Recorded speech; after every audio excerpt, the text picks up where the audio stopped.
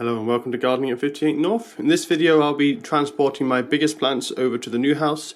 So the plants I can transport at the moment are ones that don't mind it too cold and ones that can survive a while without watering. So these two big plants fall into that category. This is a Frangipani here on the right, and although it does like it quite hot, if it goes dormant in winter it can survive temperatures down to 10 degrees and slightly lower. And also it's got a self-watering pot, so I don't need to worry about watering that too often. Here I've got a rubber plant, a Ficus elastica. Again, it's in a self-watering pot, so I don't need to worry too much about watering. And this is a subtropical plant. It can take temperatures down to close to freezing. It doesn't particularly like cold temperatures, but it won't kill it. And so I'm going to give these a hard prune and get them ready for transport. So unfortunately I'm transporting these in my van, which isn't very big. If I lay them down on their side, all the compost is going to fall out. And to be honest, it's not a very long van, so I wouldn't get much advantage lying them down.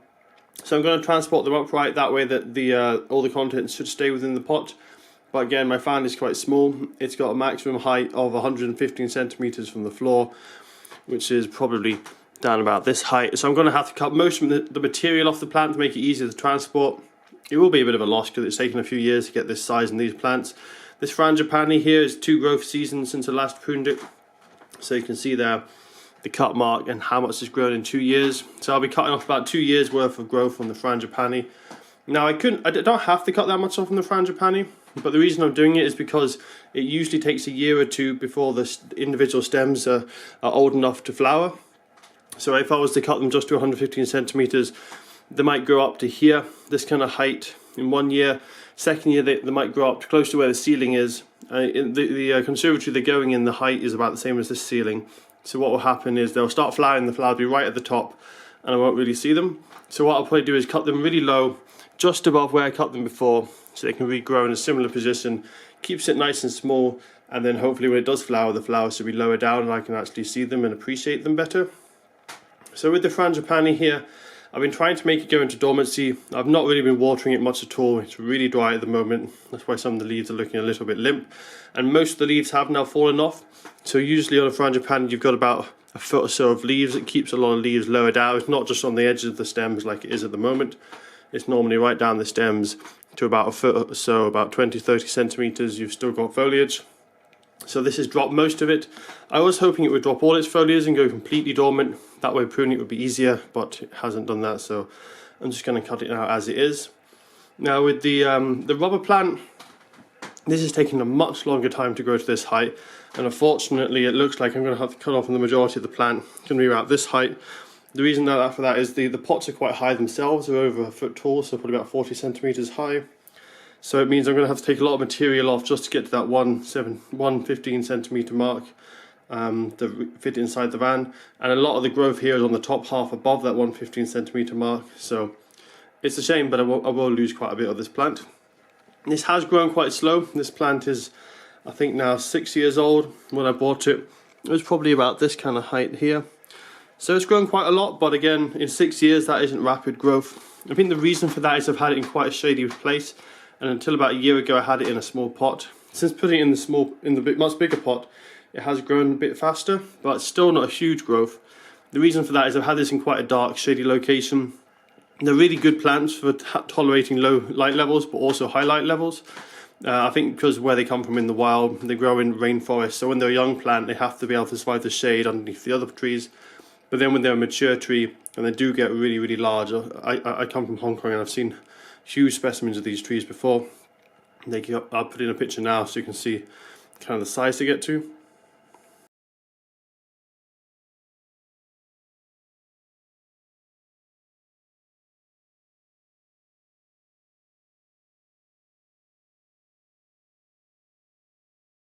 So when they get to their full size, they are obviously in full sunlight, so they can also handle bright sunshine too, and they will grow a lot faster in bright sunlight. So I'll be putting this in the conservatory, which will have really good light levels. So this should actually grow much faster than it has done in the past. So although I'm taking a lot off it, it should grow really quite nice. Now the biggest problem with pruning these two types of plants is they both have latex in their sap. You can see here, just bring it into this room, I damaged the leaf and it's already bleeding. And all those white marks on the cardboard down there is from a couple of years ago when I pruned this Frangipani. So what happens when you cut a plant with latex sap, it really starts pouring out and loads of white sticky sap starts to run down the stems from the cut sections. So you really have to make sure you got something on the floor to protect the floor from getting covered in the sap. It's really hard to clean out of materials and fabrics. With it being latex, it also can be quite an irritant to the skin, so you don't really want to get any latex sap on the skin, otherwise it can become quite itchy. So I'm going to go ahead now and I'm going to start pruning these plants, being quite careful not to get any sap on me. I'll have to carefully lay down the cut stems on the cardboard so I don't get any of the sap anywhere else. So it might be a bit of a slow, careful process pruning this. And although it's sad to see these plants getting cut but down so hard, it will be good in the long run because they're going to be in a new home, much better light levels, and they should grow really quick and really healthily, and I'll be interested to see how they do.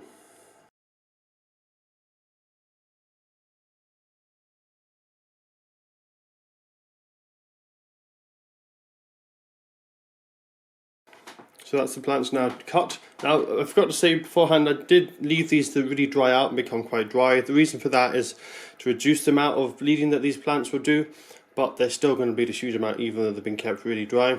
The rubber plant doesn't bleed as badly, and you can actually make a form of rubber from these from the sap that comes out of here. Not that I'd ever recommend trying it, as it is a bit toxic.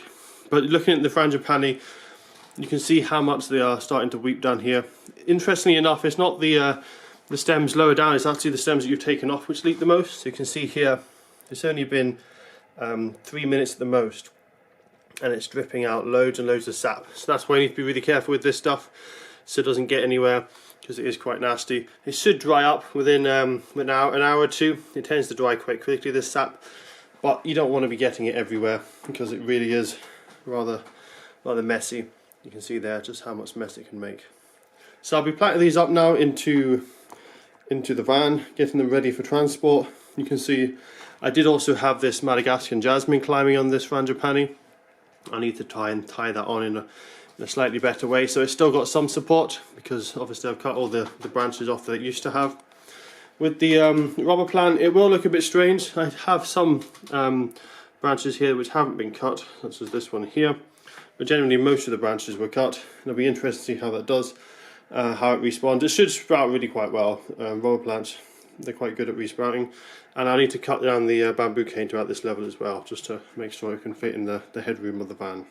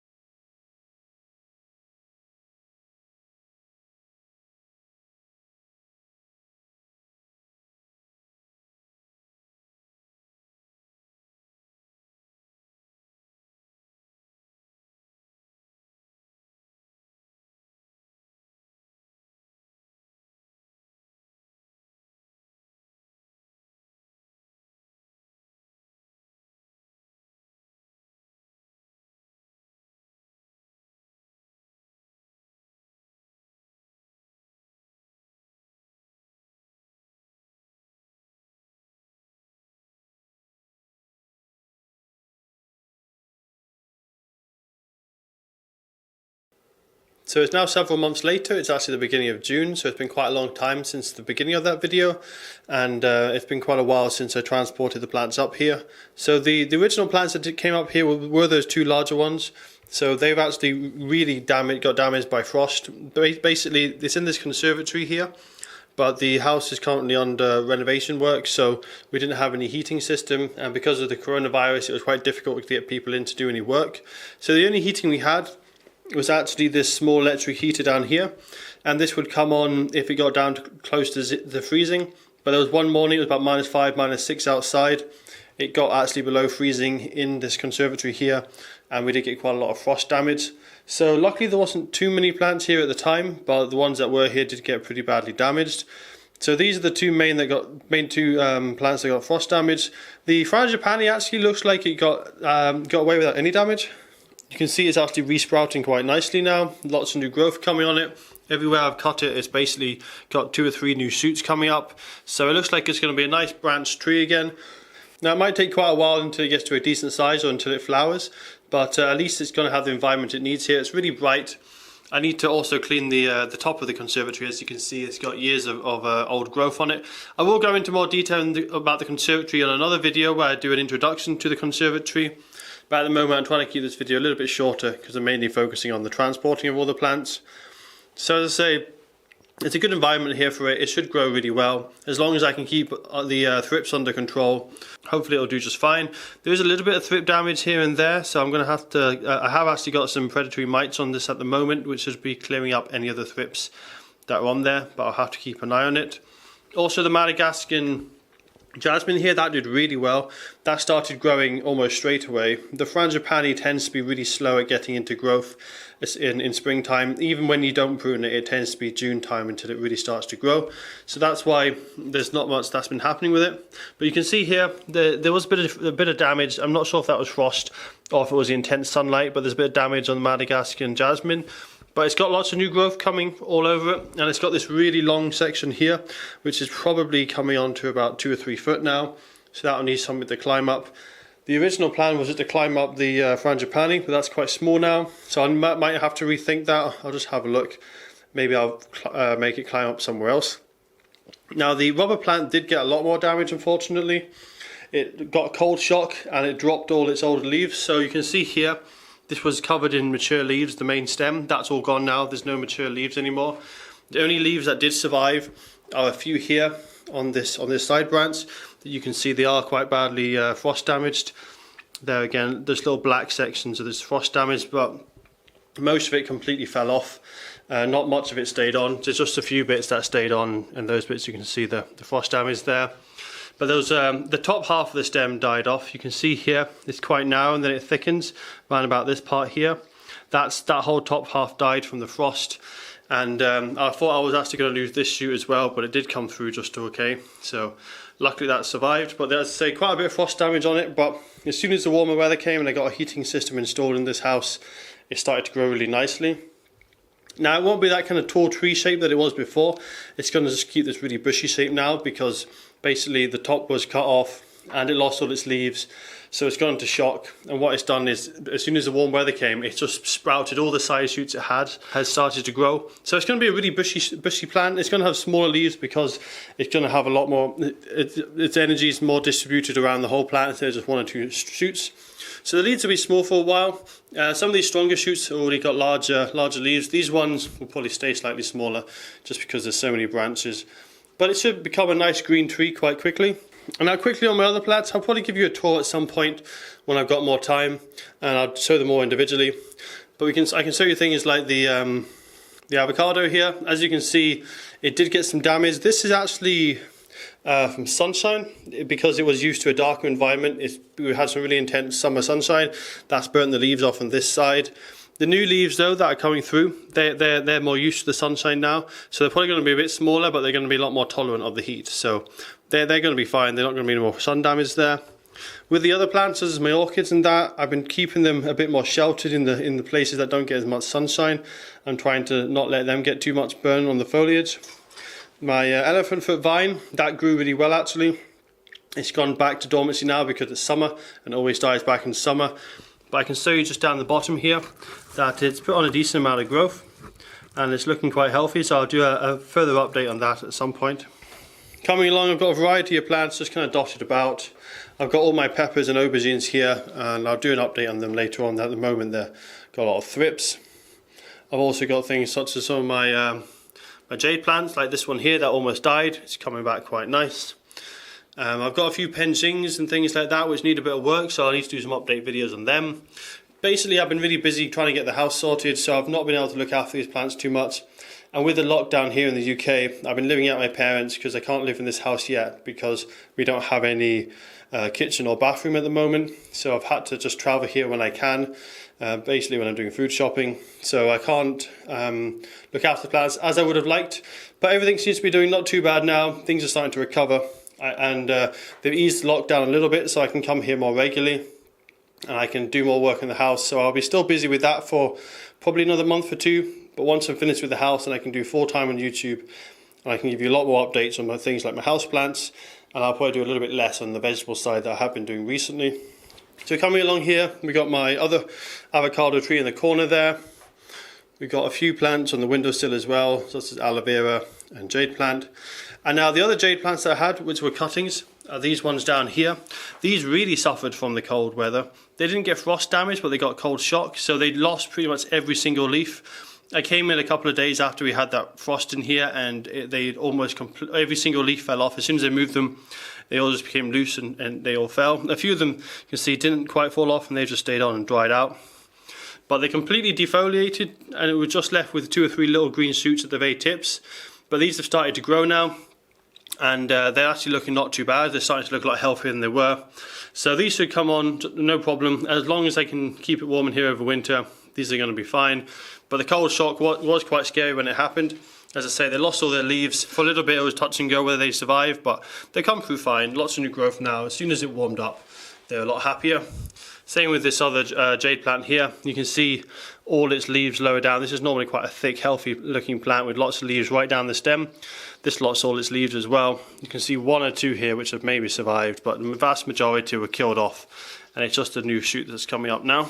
So that's all for now. As I say, this video was mainly about the transporting of my plants and the pruning of these 2 here, the Frangipani and the rubber plant.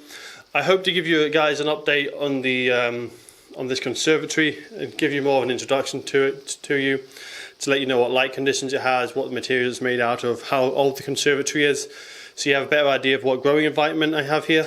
And I'm also going to give you probably a houseplant tour at some point once I've got these plants a bit tidied up and displayed a bit better, because at the moment they're just kind of placed in the shady spots, and just with all the boxes and everything still from the removals, we don't really have much space for me to really show you the plants. So I'll try and get that sorted out. And that's all for this update, and I'll hopefully see you guys in a few months' time with many more houseplant videos. But for now, I'm mainly going to be doing outside videos in this garden, my parents' garden, and some work on the polytunnel as well. And then hopefully by midsummer, I'll be back into full swing. I'll be doing all the houseplant videos that I normally do.